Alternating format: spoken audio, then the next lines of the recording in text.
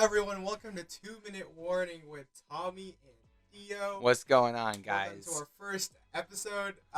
We really just thought of the show because we were like, we want to talk about sports. You know, like, yeah. We always talk about sports. We always do. Might as well share it with some other people. We'll see how many people actually want to watch the show. But if you do and you enjoy it, go and tell your friends. You know, it's a pretty cool podcast show type thing. So. Here's how it's going to work. We have a list of topics, and we have 2 minutes each. I mean, not 2 minutes each. We have 2 minutes to basically, like, discuss it, debate about it. Just your typical sports debate discussion show. Different topics, different sports, NBA, MLB, NFL. Not much hockey. Other sports, kind of iffy. We're trying to get more knowledge as we go along. If any of you guys watch this and you're like, I know hockey, I will school these guys on hockey, please do. Please do. See how we have a hockey puck right here, but we don't really know. We don't know much about it. Hockey. I just know the Sharks. That's about it. San Jose. San Jose. Yeah. All right. Without further ado, let's get it started. Let's get going. By the way, we do have this not tactic. It's a new thing we're introducing called overtime. So after 2 minutes is up and we both decide, we want to use one of our overtimes, we get one of each. To continue to talk about the topic, we will do that. Maybe we're like really passionate about the Warriors one day and we're just like, I want to talk about this. I want to talk about the war. Steph Curry, you know? Who knows? All right, ready. Are you ready for the first question of the day? I think it's time to start. Let's get it going. I'll start the timer right after I read the question, which is, who will win the 2021 NBA MVP award? And go. Well, I think this is definitely an interesting question, Theo, because it really isn't unanimous this year. Like last year, it was Giannis versus LeBron, and we knew it was going to be one of those guys. This year, there's Jokic, Embiid, Curry, Lillard, Luka, Giannis. There's a ton of guys who have played at an MVP level, but does the team success, the story, and everything complete the actual MVP award? I think the only player that fully encapsulates the award this season is Nikola Jokic. He is on an absolute tear. He's 26 points, 11 rebounds, 8 assists. The guy 1.4 steals. 1.4 steals. That's crazy. The guy is insane. Embiid, for me, he's just missed too much time. I know the Sixers are the number 1 seed, but Jokic is doing a lot of great things. Even with Murray out, he's playing really well, so I'd definitely give it to him. Agreed. Like I said, I think it is Jokic because he's proved that he is who the Nuggets need. Mm-hmm. This whole time, the Nuggets have been, how far will they make it in the playoffs? How far? Guys, they made it to the Western Conference Finals last season, which we did not expect at all. Like, that was... Back-to-back 3-1 deficits. That's crazy. Comebacks. Right? Come on. And we were like, Jamal Murray this, Jamal Murray that. No, Jokic is the star of that team right there. But one thing that I do know, right before our time runs out, my personal MVP pick is Chris Paul. Interesting. Here's why. Chris Paul has taken 2 straight teams to the playoffs that we did not expect to make the playoffs. That's a good point. Right? Yeah. The Suns have not been in the playoffs for 10 years, Tommy. 10 years. That's they finally insane. made it.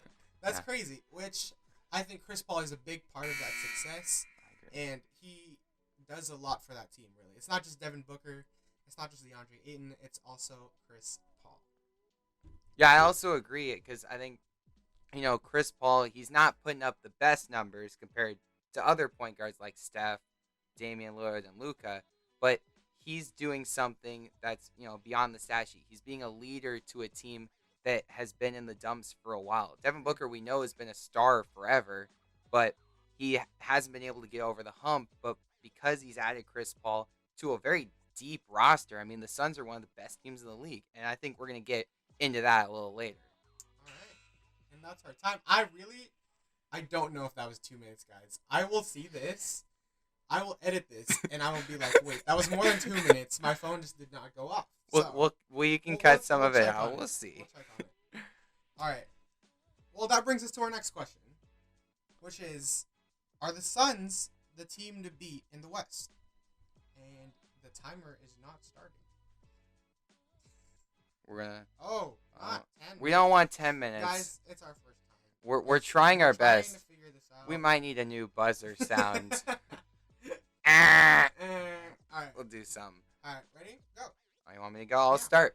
The Suns are the best team in the West right now. They have been pretty much healthy the whole year. You got guys like Devin Booker, Chris Paul, DeAndre Ayton, even Mikal Bridges, all have played over 60 games this year.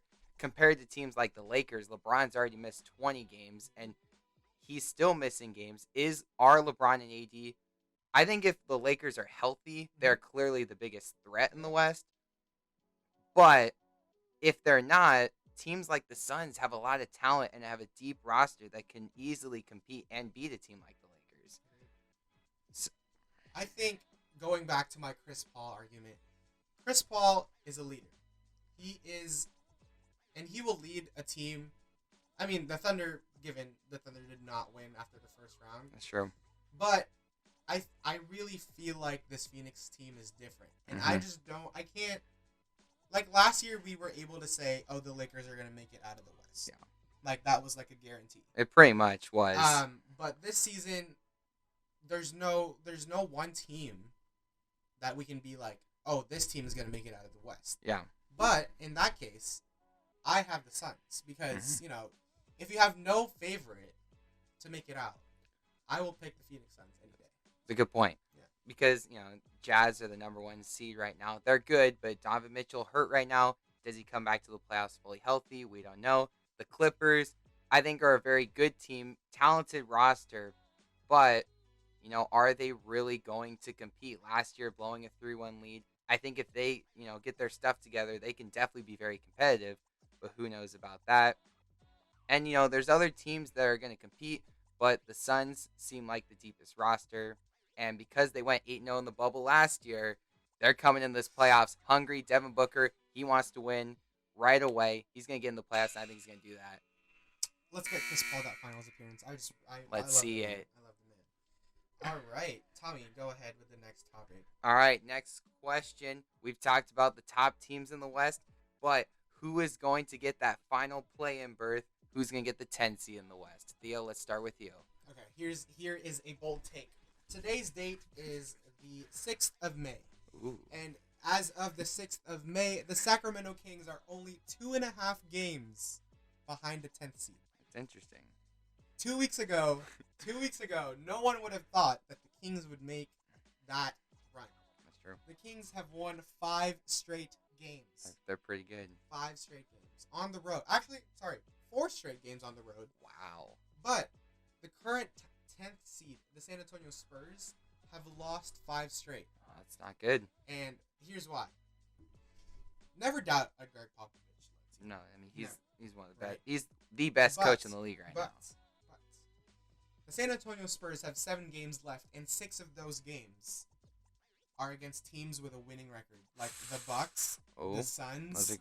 All those good teams. Those are good teams right there. The Pelicans, who are currently the 11th seed, still also play 5 games against winning teams as well. Oh, that's a tough schedule right there. The Sacramento Kings only play 1 against the Utah Jazz, which is their last game of the season.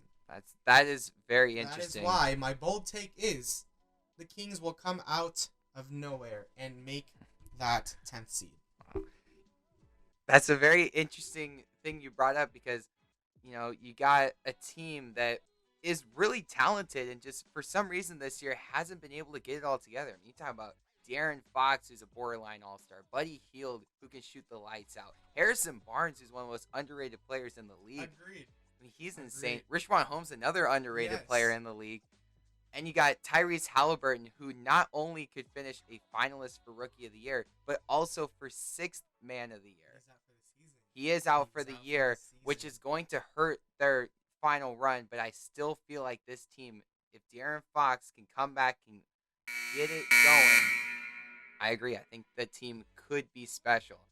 Again, don't count out Greg Popovich. He's a stud. I mean, Zion. He's gonna make a run. It's gonna be a good fight either way. Oh, yeah. Also, last note: Marvin Bagley is back, guys. That's I picked him up on my fantasy team. I did not know he was back personally.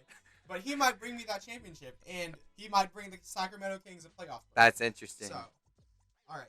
Now, talking about... I'll go. You want to talk about this one? Oh, yeah, let's talk. Yeah. So, more into the playing games. You know, we know that it's going to be 7, 8, 9, 10. 4 teams are going to fight for the final 2 playoff spots. But LeBron James recently said something about that, the play-ins, doesn't really make sense, and it's actually bad for the game. At the time, he also was at the 7 seed, which meant he was going to play in the game. So, Theo, my question, does LeBron have a point on the playing games? Yes. But, I agree. The whole season, LeBron has not said anything about this play-in tournament. The moment that they know they're slipping to the 7th seed, he talks, and this is what he said. He said, whoever came up with that needs to get fired. Interesting. Guys, I am not a big fan of the play-in tournament, but I get the whole idea that bars tanking and makes teams actually want to play for a spot, right?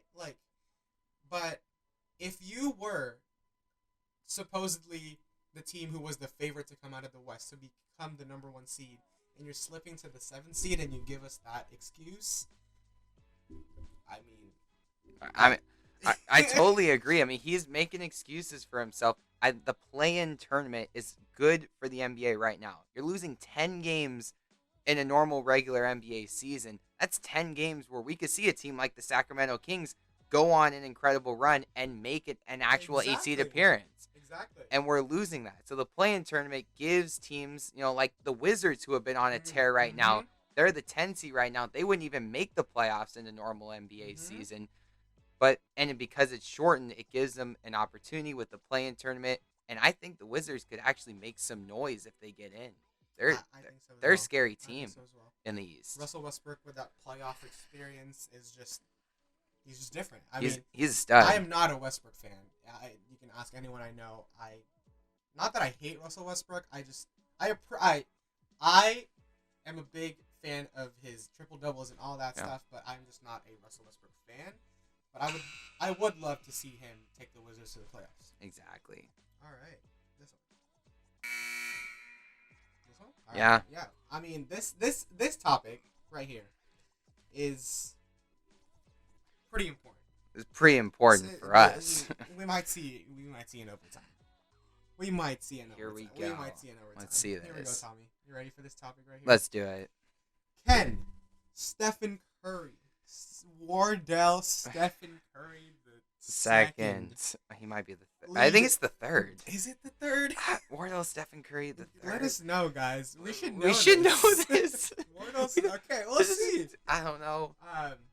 Will Steph Curry lead the Warriors into a deep, keyword deep playoff run?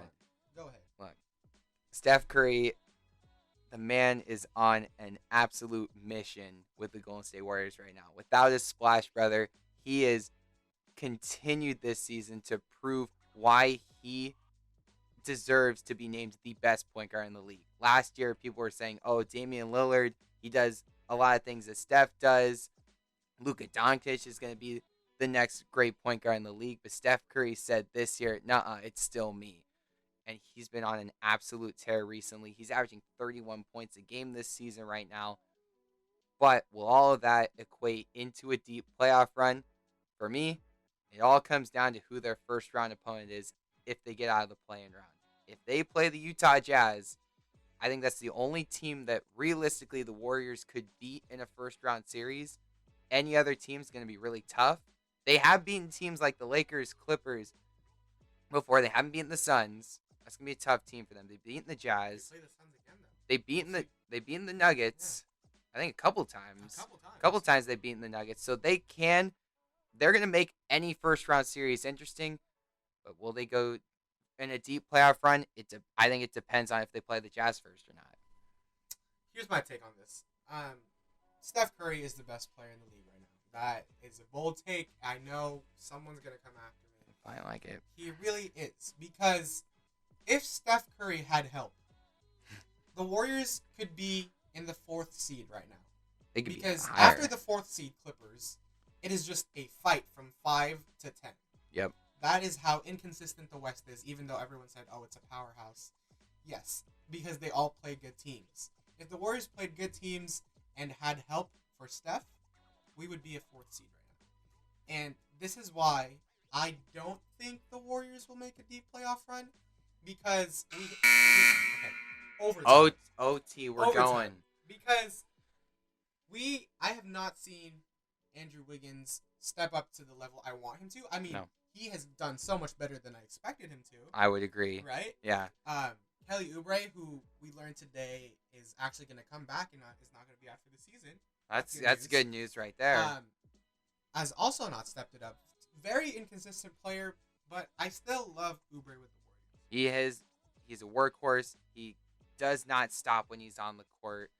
And we need those. I know Draymond Green, Kelly Oubre, Juan Toscano-Anderson. I'm gonna continue to say that name. Thank you, Juan, for repping CV the way you do. Thank you. Guy's a beast. He needs a big time contract. So in terms of the question, deep playoff run, I would have to say, prove me wrong. That's right. That's a good. That's all I have to say. Because I mean, I have them as, if they get out the first round, they will definitely play a team on the second round that they might get swept in. That's true. That's a good point. Even as a Warriors fan, it hurts me to say that, but that is just, I feel like that's how it is. I could get swept. I don't think Steph Curry's gonna let that happen. He's gonna get one. I can guarantee that. For sure. He'll get one. All right. Next question on 2-minute warning. Tommy, this is a topic that I really just don't care about, because I'll explain to you why once we start talking about it. But the question is, will the Brooklyn Nets be healthy for the playoffs? Go. We got news that James Harden could potentially be back before the playoffs, which is good news for James Harden and the Brooklyn Nets organization. But is that going to stop Kevin Durant or Kyrie Irving or DeAndre Jordan, Joe Harris, Blake Griffin from getting another injury? I don't know. The team has had the injury bug the whole season, just like the Warriors, but they don't have the talent to persevere and actually still be a top team in the league. I mean, the Nets are incredibly loaded. I think it's almost a given. If that team is fully healthy for an entire playoff run, they are running the table in the East, and they are probably winning the championship. I don't think there's a team that can compete realistically in a 7-game series if the Nets are fully together and at full strength. But if they're not, teams in the East like the Bucks, the Sixers, the Miami Heat could make a surprise run and beat them in a second round series. And then Brooklyn Nets fans and everyone's going to be like, well, the super team it didn't work. I mean, since the question is, will they be healthy for the playoffs? The playoffs are in, 2 weeks? 3 weeks? Around 2 weeks. I think that they will have an easy enough first round opponent that they can win in the first round. Probably. Maybe not have their whole squad, but still make it to the second round, maybe getting some of those key pieces back. Mm-hmm. I mean, just because I don't want to say that the Brooklyn Nets are cursed for building a super team, because the Warriors built a super team. They did with Kevin Durant. Right. So, but I was really rooting for the Nets at the start of the season before the James Harden trade. That's true. After the James Harden trade, I was just like, no, not really. They were a young and deep team before James Harden got there. Now they're just a super team. So it's kind of unfair. All right. Here is a topic. I'm going to let Theo go first on this one. I want you to ask me this question. Here we go. I will do my best Stephen A. impression. I'm excited for this one. I will do my best Stephen A. impression for this one. Here we go. The New York Knicks. Are they going to win a playoff series? The New York Knicks will win a playoff series. This is why. This is why. Let me hear this. 2 words. Julius Randle. Guy's a beast. This guy I wish I had him on my fantasy team. I know, the guy's a stud. I really wish I had him on my fantasy team. Been trying to get him since the beginning It of is the year. not just points. It is rebounds. It is assists. This man is a beast, like Tommy said. He's doing this insane. man will not only lead his team to the playoffs, but also lead them to winning a playoff series. Will they make it out of the East? Probably not. I mean, to be really, who knows? They can make yeah, a who run. knows, right? But I am rooting for the Knicks to do very well in the playoffs because, guys, who doesn't like the Knicks? I mean, a lot of people don't like the Knicks, but we have to root for the Knicks. I mean, what? Derrick Rose, Julius Randle, Tom Thibodeau. We want to see Derrick Rose succeed. That's just right. Like, yeah. I mean, what about you? I mean, you talk about the Knicks have suffered, I think, long enough. It's time for them to. They're getting back into the playoffs this year. Most likely, they're going to play a first-round series between the Hawks. The Heat could sneak up there, and I think that would be the worst for them. Yeah. That would be a tough first-round series, and that's against like a rival too. But I mean, the Hawks, Trae Young, as good as he is, I don't think in his third season he's going to be able to lead a team against a defense like the New York Knicks. What is that, Theo? That is an ESPN update telling us that the Warriors won by 20 points. Well, there we go. I mean, hopefully that they lock in that 8th seed. Anyway, keep going. Julius Randle, I think he actually deserves a lot of recognition in the MVP conversation. I mean, he's leading the Knicks. No one thought the Knicks were going to be this good. They're insane. And he's played like an all-star. He's played like an MVP candidate this year. And definitely the most improved player. But for sure. The fact that he will be in the running for MVP just tells you a lot about this New York Knicks team. We will see how that transpires. We will over see. time. It'll be interesting to see what they do. All right. Moving on with the NBA topics. Go ahead, Tommy. Oh. Well, I mentioned them, and I'm going to mention them again. Are the Miami Heat going to sneak their way into a deep playoff run and potentially another finals appearance, Theo? Here's what I learned from last year's playoffs. Never doubt Jimmy Butler, but more importantly, never doubt Eric Spoelstra. Eric Spoelstra is my favorite NBA head coach, and here's why. First of all, he's half Filipino pride. That's right. But also, watching him lead that team, it was, I guess you could call it the first super team, but he led a team to, 3 finals? 4 straight finals. I mean, right? Like, that is crazy. Eric Spoelstra is a mastermind on both ends of the floor, really. Like, you see them play defense well, you see them run their offense well as well. So, don't count the Heat out in the playoffs. No. But, with the beginning of the season and all their injuries, all the COVID-related stuff, I can't guarantee that, and I can't be like, yes, they will make it to the finals, because the East is also stacked with. It's low key stacked. I think there are some very good teams in the East. But to add a little bit of Eric Spoelstra, I mean, the guy was not a coach to start his career. He was, and I think he was like a data analyst, and he was working tapes for the Miami Heat, and he worked his way to be a head coach, and he's leading this team. He's had 5 finals appearances already as a head coach. 4 with LeBron, 1 without LeBron. The guy's a stud. But back to the Heat, I think they they have a very good team, and the team is pretty much the same from their finals run last year compared to newer teams like the Knicks. The Bucks even added Drew Holiday. The Nets are a completely new team. The Sixers are roughly the same when they stay healthy, and the Hawks are just getting in. So the Heat, could make that run, and it would be very scary to see that team in the first round. Let me just clarify. Did you use your overtime, or did I use my overtime? I think you did, because I talked a lot. Okay. Well, because I want to talk more about this, but we'll just move. All right. Oh, you want to? You're good. No, you can. I can use that as my overtime. I just have.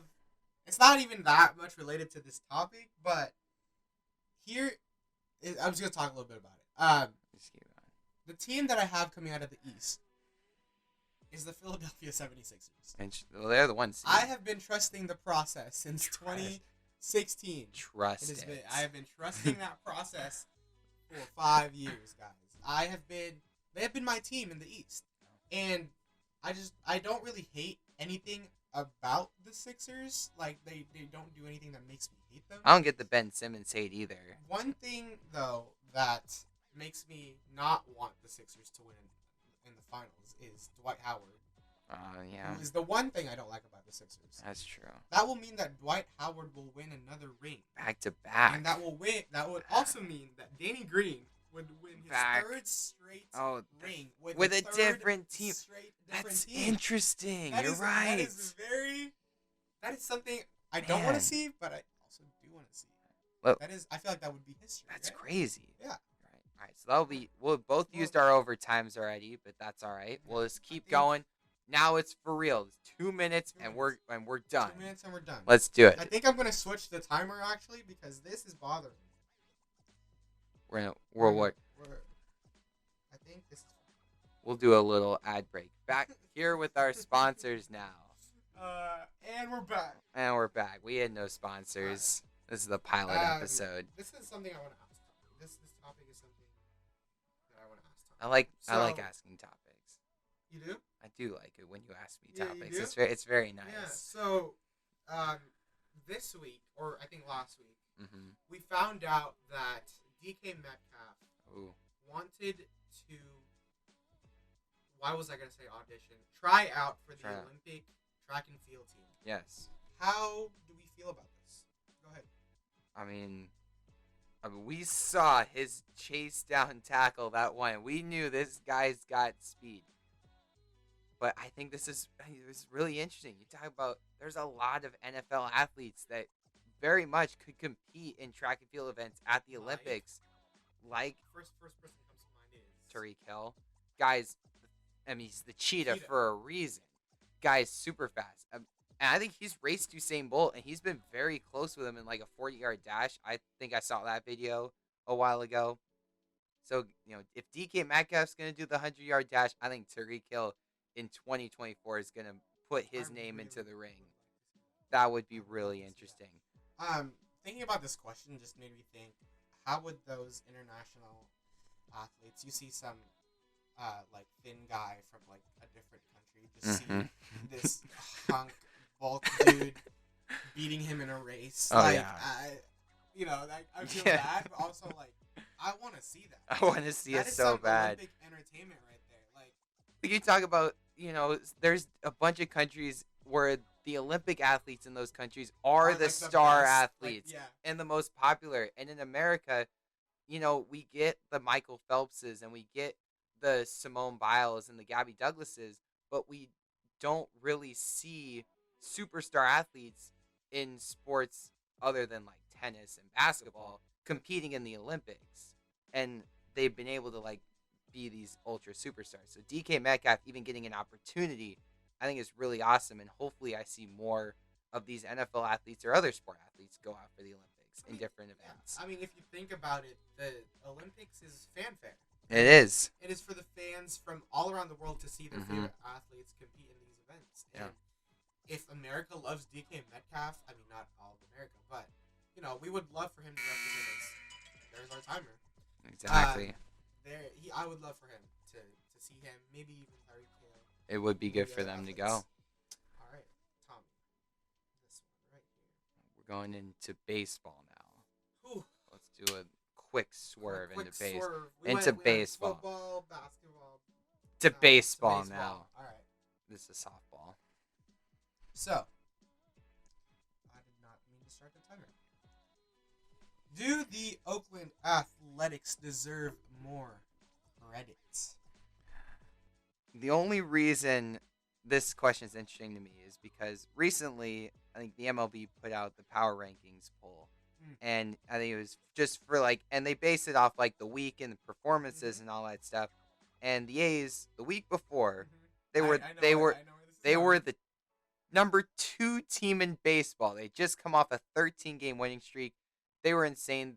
We know that their run differential is not the best, and I think hopefully it'll get better as the season goes on, or else they're not going to make the playoffs or anything. And the Dodgers were the one. I think the A's and the Dodgers in the next week had the exact same record, or I think the Dodgers were worse. They lost more. The Dodgers we're still the 1 seed. The A's fell out of the top 10 and we're 11. To me, that just says how the A's just don't get enough credit for what they've done. They've made 3 straight playoff appearances, 2 of them wild card. I get it, but last year they won the division. The team is still intact, and even though they lost stars like Liam Hendricks, Marcus Semien, Tommy La Stella, they are continuing on, this streak. The pitching and the offense, it's still right where it was last year. And, I mean, the 13-game winning streak was incredible. And I'll let you go because we're running out of time here. I mean, for me, it's a simple answer to the question, do they deserve more credit?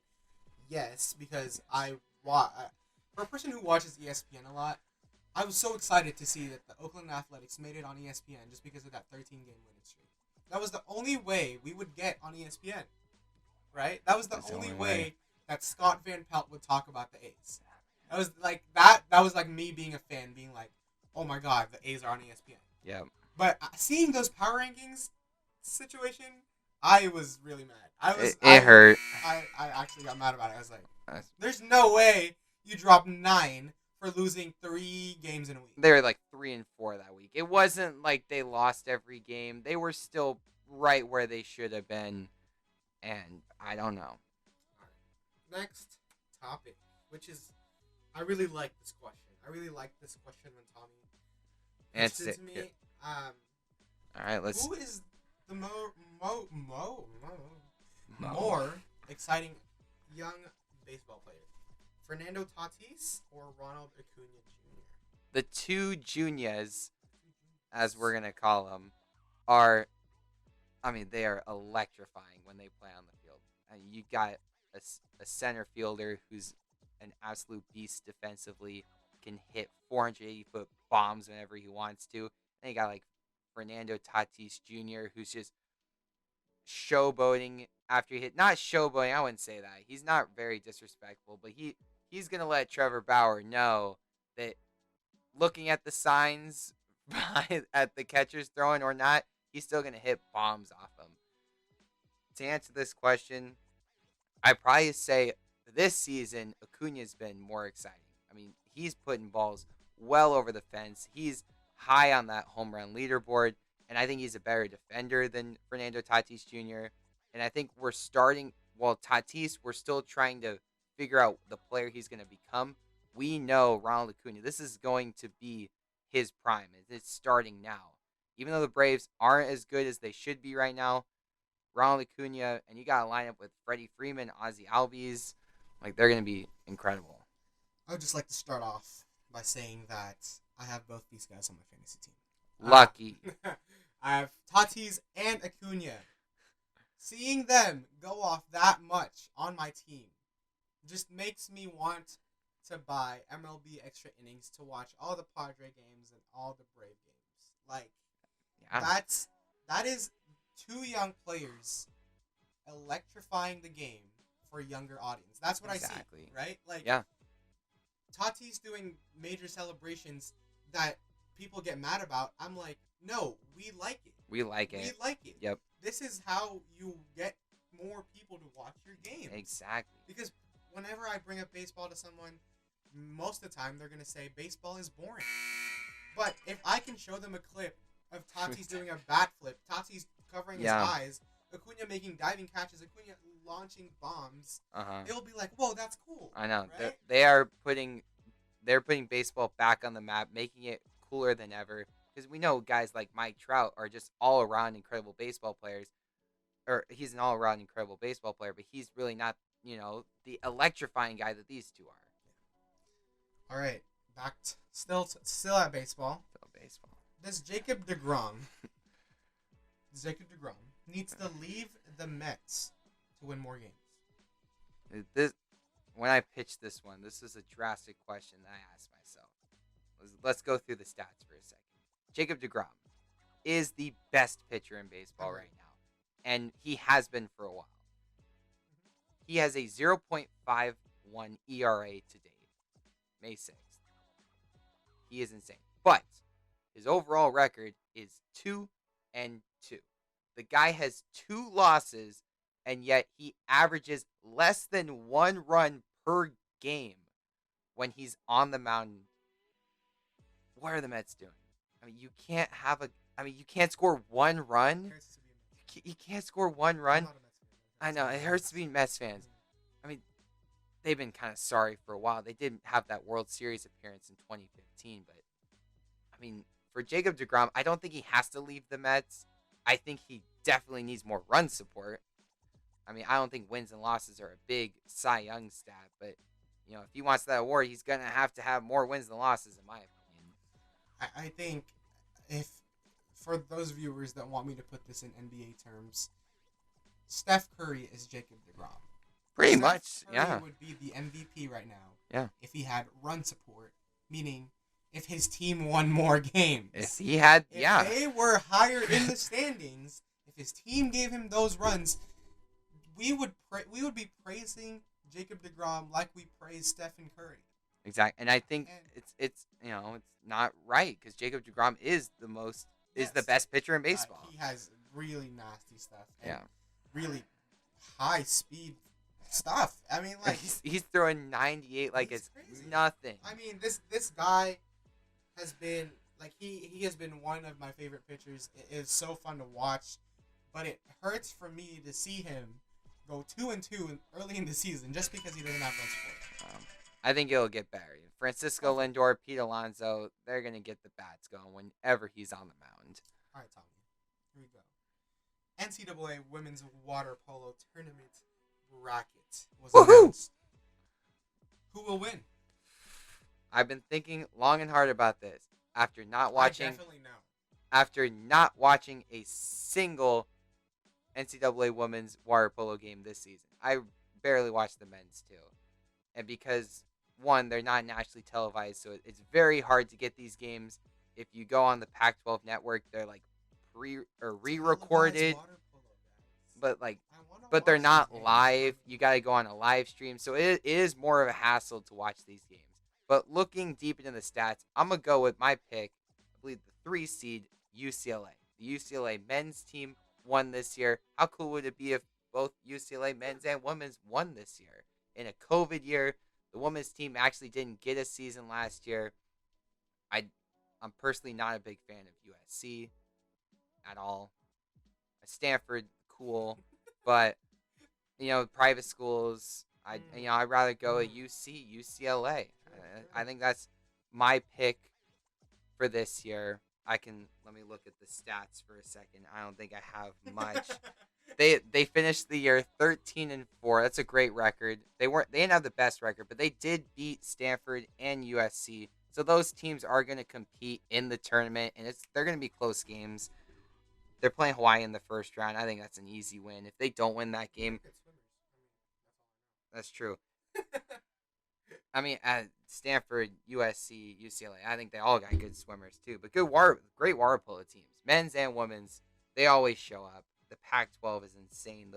The Power 4 teams and for men's and women's usually is Cal, Stanford, UCLA, and USC. There's usually UOP sometimes will get in there on the men's side. Usually those are the teams. And I'll give you 5 seconds to say whatever you want about women's water polo. I love women's water polo. Perfect. I watch it every day. Could not. Especially coming from a high school that has a really good women's water polo team. That's true. I mean, they're pretty solid. Yeah. They just tied a game today. Good for them. I know, they're very solid. All right. Wow. Text. All right, Tommy, you could ask me this next question. I'll ask you this one. Here we go. We're gonna actually go back to the NFL. We're gonna go in the draft recently just concluded. It's actually a very entertaining draft. Very entertaining, very interesting. A lot of quarterbacks were drafted in the first round. 4 of them or actually 5 of them we're going to talk about. Which rookie quarterback after the draft do you think has the best situation around him from day one when he gets on the field? What do you think, Theo? See, this is a hard question because if we talk about situation-wise, I like Trevor Lawrence's situation. Not because he's the number 1 pick, but because hold on. Let me start this by saying I think Trevor Lawrence is overrated. Bold statement. Bold statement, but it I could think be that true. Trevor Lawrence is overrated. Okay. I would say though that Jacksonville has built a team around him, a pretty decent one actually, with a new head coach. Mm-hmm. I mean, they drafted another wide receiver. Yeah. They have players like James Robinson and he's Laviska Shenault, he's like a DJ studs. Sharp. Like, yeah. I mean, those players are pretty decent. They're They not got- even just decent; they're pretty good. Okay, good offense. So if Trevor Lawrence actually lives up to his hype, I think that he has a pretty good situation in Jacksonville. What do you think? How I interpreted the question was, this is not me thinking this player is gonna be the best. I'm saying that if this quarterback does not lead this team to the playoffs and they're the starter, then they really are an issue and something needs to be done. I thought the best situation was Mac Jones. I mean, talk about what the Patriots free agency, what they did. They signed two Pro Bowl level tight ends, Jonnu Smith and Hunter Henry.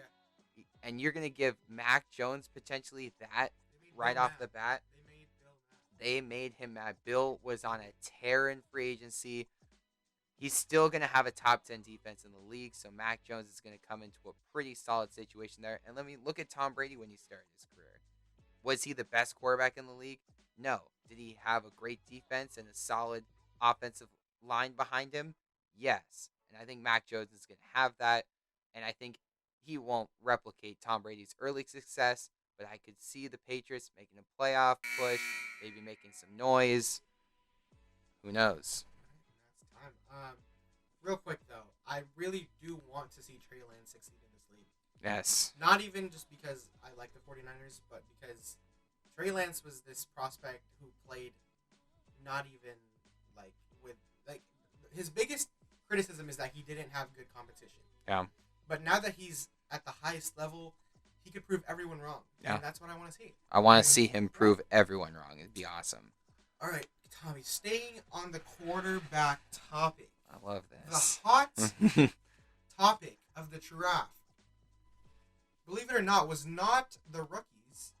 Wasn't. It was Aaron Rodgers. Aaron Rodgers? Aaron Rodgers.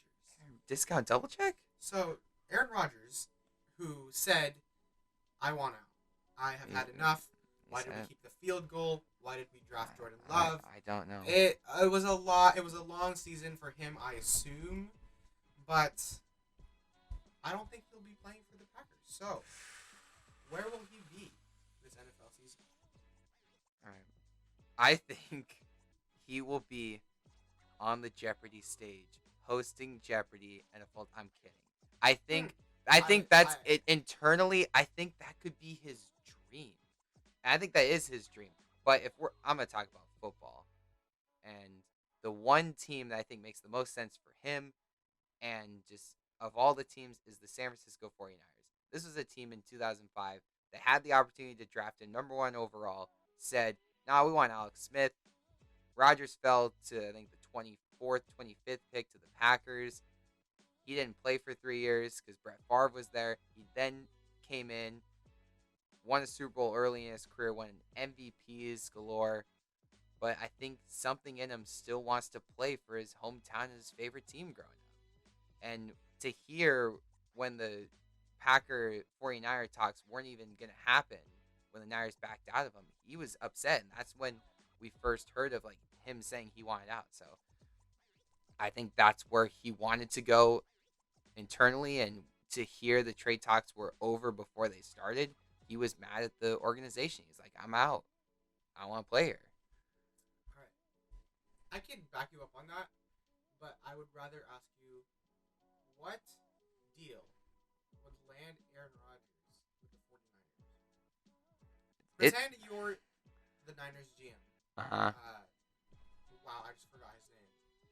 Oh, John Lynch? John Lynch. John Lynch. Pretend you're John Lynch. Uh-huh. I'm John Lynch right now. What are you offering for Aaron Rodgers? What am I offering? A ton of first-round You have, picks. 15 seconds. All right, ton of first-round picks. Just ton of picks in general. I think Trey Lance is... People are saying Trey Lance and Aaron Rodgers could play together. And I think they could trade Jimmy Garoppolo potentially, but they might have to throw George Kittle in the deal too. And I think that wouldn't be the worst thing for both teams. I mean, if you get Aaron Rodgers take Garoppolo and Kittle. That's how I say it. You get Aaron Rodgers. Because if you know me, but I have 3 favorite football players. 3. Alvin Kamara. Stud. Yep. Aaron Rodgers. Throw the football. Aaron Rodgers. And George Kittle. Tight ends. So, like what? I don't know.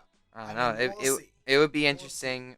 I don't know how a potential trade would go down, or Rodgers could just be released. Who knows?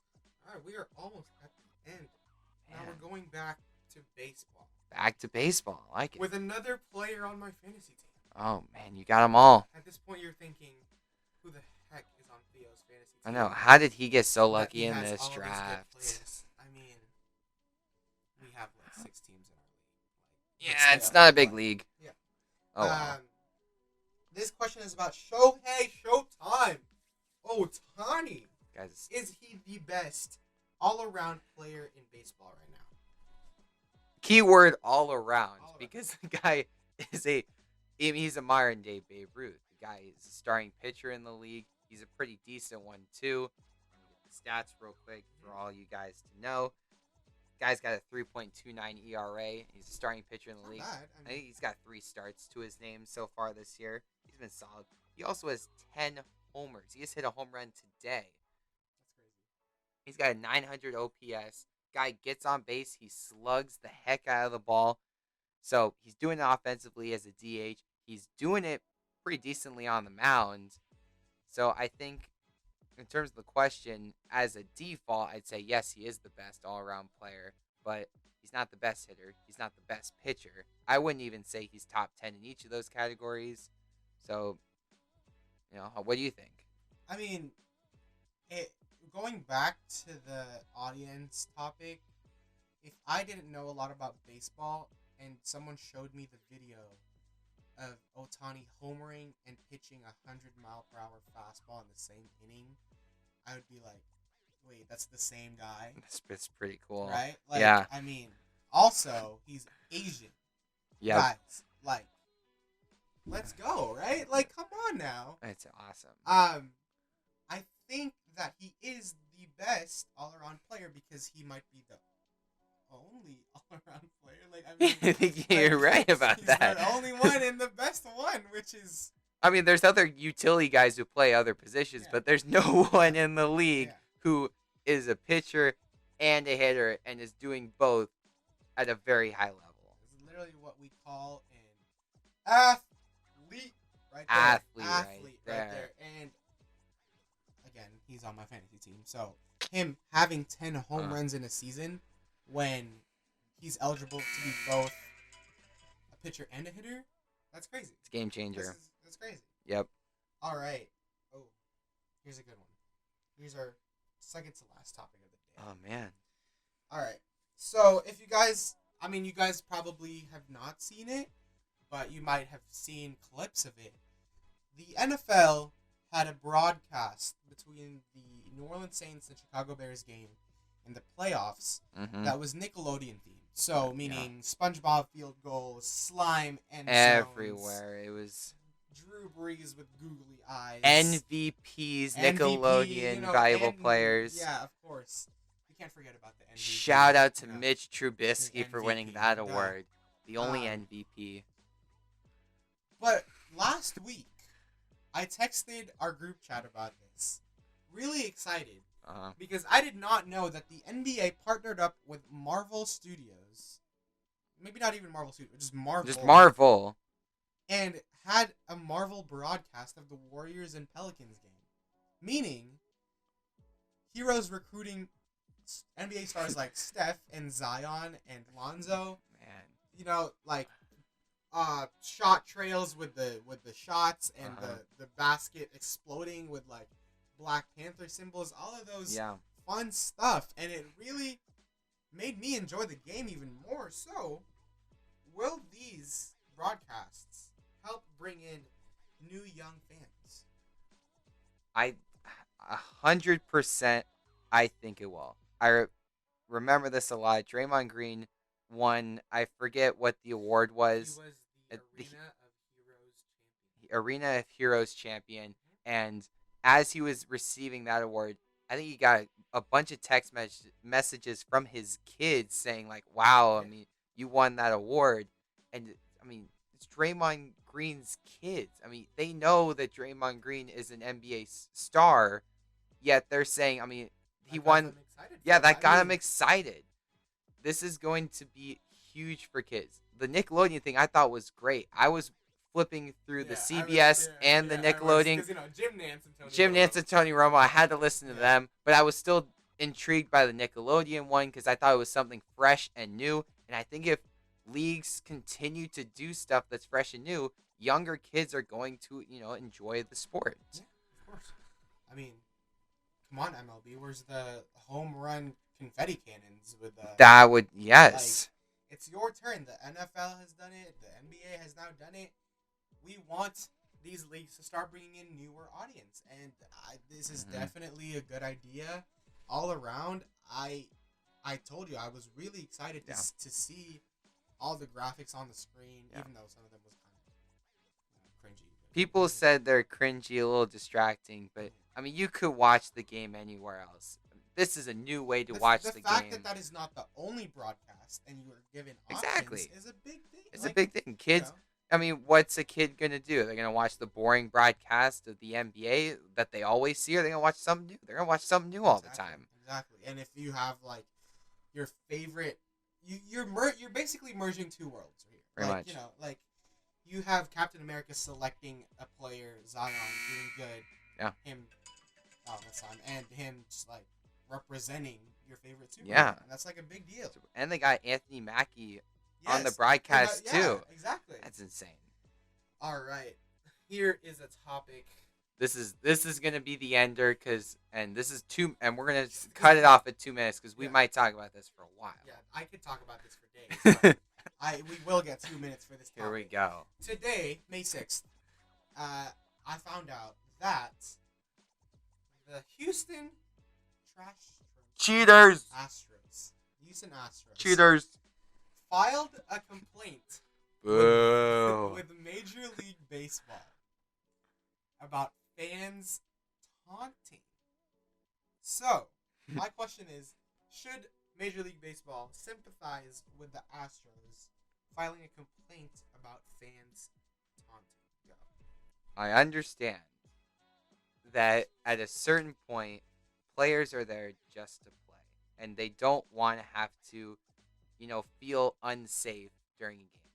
But if you got a guy like Carlos Correa who's going to visiting ballparks doing this every time he hits a home run, he wants to hear the noise. The fans are giving it to the Astros. Dusty Baker's doing his best in a terrible situation. I mean, he's coaching a team that nobody respects. No fans, no players. Nobody respects him, but everyone respects the heck out of Dusty Baker. So he's doing his best to, to keep people intrigued by the Astros, to keep the Astros players from like really being down on themselves. But this is just a new low for them. I mean, a bunch of babies right now. Why are you getting so upset about this? It's just fans being fans. Like, New York fans are ruthless. Yes. Deal with it. Yeah, sure.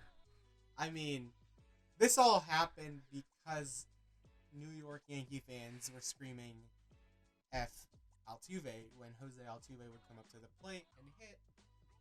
Me and Tommy went to a Houston Astros game this season when they visited the A's. And you did hear a lot of boos. You heard a lot of chanting. Yeah. But it wasn't that bad that the Yankees took it. You could hear it on the telecast. This isn't me saying that we should stop. No. This is me saying that the MLB will side with the Astros once again. Once again. Another time, and say, yes, you guys have to stop saying these words, cheering these words, or else you're going to get kicked out, blah, blah, blah. What are they going to do, muzzle the fans? And that will make the fans even more angry. mad. I mean, that's just how it is. Yeah. I mean, you cheated. This is the season that the fans finally get to see you play in front of them. You deserve to get booed. Hey, let the and if your fans, like when the Astros come to LA, I'm thinking of other places where they're going to go this year, fans, let them hear it. Just let him hear it. All right. Well, those are our topics for today. That's it. Thank you for watching the first episode of 2 Minute Warning with Tommy. and I know you were kind of. Make sure to subscribe. I think this is going to be on YouTube. I think so. Subscribe, like the video, comment. Like it. What else you want us to do in the show? Give us ideas because this was our first show. This is a rough cut. We're definitely going to get better at this as it goes along. We're probably going to have some guest appearances. Well, that would be nice. Interesting. Like Steph Curry. Of course, we have. He's right here. Yeah, and follow us on Instagram. Yes, I mean Instagram. I forgot what it's called, but it is. I think it is 2_minute warning. Let me check if that one. It sounds right. Is the number 2. It is 2-minute _warning. 2-minute _ warning. minute _ warning. Follow on Instagram. us.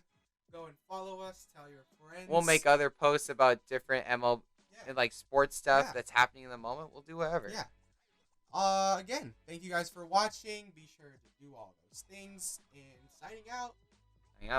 See you guys later. Thank you.